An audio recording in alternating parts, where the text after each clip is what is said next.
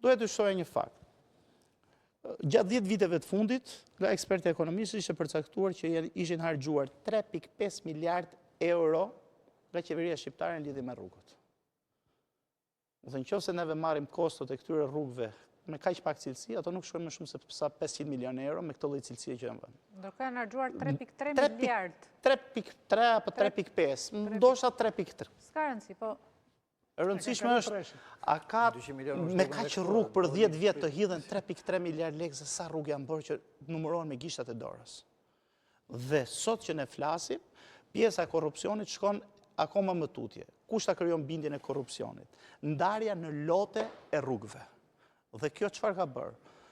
Të fitohen nga firma pranë qeverisë, janë të gjitha firma të krijuar gjatë 10 vjeçarit fundit, të gjithë firmat e vjetra të ndërtimit të rrugëve janë azgjësuar, ose punojnë si nën-kontraktor, sot që ne flasim. Ose janë nënshtruar. Ose janë nënshtruar, po ato mund të jenë shumë pak patrik.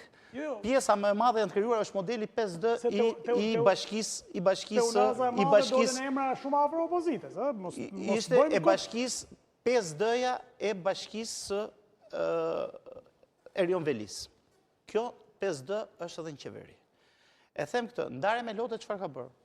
Ka rritur korrupsionin. Pse? Se 30% e korrupsionit nuk mund ta paguaj për gjithë rrugën, sepse mund të hyjnë pastaj dhe operatorë ndërkombëtar për fitimin e rrugëve, nuk mund të hyjnë për lote të caktuara dhe të vijë një kompani ndërkombëtare për ndërtuar një segment të vogël, llogarit për shemb 14 kilometra rrugë Unaza Veriore është ndarë në 12 lote.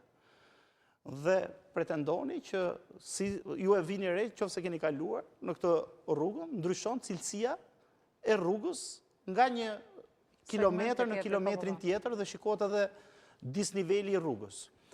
Kjo çfarë ka sjellë? Korrupsioni që të gjitha kompanitë duke ndarë në lote paguajnë drejt qeveritarëve apo drejt Belindës apo të gjithë varësve të saj, 30%, se ndryshe nuk mund ta paguanin dot 30% për një vlerë marramense që mund të ishte i gjithë segmenti i rrugës. Ndarja në lote ka sjellë pikërisht e ka institucionalizuar korrupsionin në këtë vend. Po të vini re, rrugët, do themi me vlera të mëdha në kohën e Partisë Demokratike, ka qenë të ndërtuar nga operatorë ndërkombëtar, të cilët kanë pas me eksperiencë të jashtëzakonshme. Bechtel Enka ka qenë operator i cili ka punuar në La Manche. Dhe ajo lloj rrugës, rruga e kombit edhe sot nuk lëviz, as nuk shembet, siç ndodh tek rrugët e tona, sepse çfarë?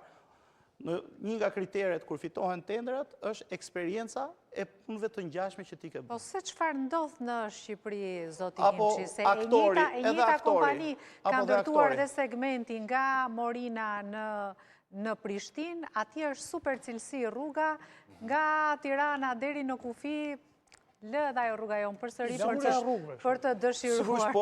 Nuk e di se çfarë ndodh këtyre rrugëve, këtyre kompanive të huaja, ndryshe i ndërtojnë Shqipëri dhe ndryshe në Kosovë. Shqiptarizohen. Unë nuk mund të hyj këtij aspekti të pjesës Kjo është një vëzhgim jo vetëm personal i imi, po kushdo që e bën atë rrugë e shikon diferencën e